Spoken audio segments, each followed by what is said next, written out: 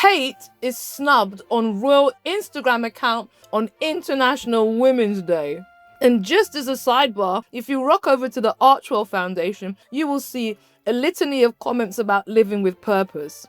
Clearly, the royal Instagram account doesn't see much purpose to the future queen because she was snubbed on International Women's Day and absent from the post. The royal family marked International Women's Day on the 8th of March with an image and a carousel which featured Queen Camilla, Princess Anne, the Duchess of Edinburgh, Queen Victoria, Queen Alexander, and the late Queen Elizabeth Mark II. The current queen consort keeping rather important company. However, the non-side chick, the future queen, Kate, she was left out, kicked to the curb, dropped like a hot mess. And this points to the rivalry that Harry mentioned in Spare. I mean, why wouldn't they put her there? Instead, they got Camilla.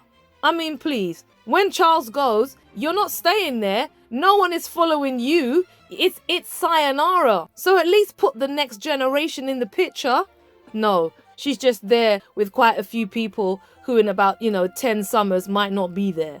Unlike the future queen. And do you know what I thought was even doubly galling? On top of that snub, which is making or even saying that Kate effectively is irrelevant, you had stories come out during the course of the week talking about how important she was to the royal household.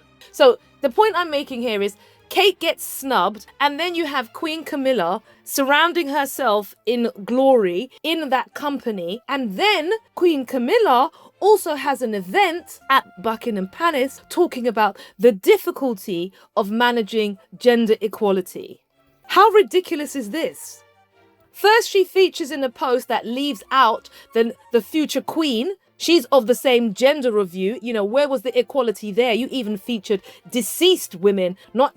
She's actually got a beating heart. She could have been in the picture, but no, she got left out. Then you stand up at an event and talk about gender equality after your daughter-in-law was described as needed to be dragged through the street naked with feces thrown on her. Wasn't that Mr. Jeremy Clarkson, that rather grotesque individual who keeps getting sponsorship? I think you also featured in an article with him, also ate lunch with him, the same person who was effectively a troll on your daughter-in-law and the mother of your husband's grandchildren. Is that the same individual that you're telling me was giving a speech about gender equality and I needed to treat that as cogent and credible? Give me a break, people.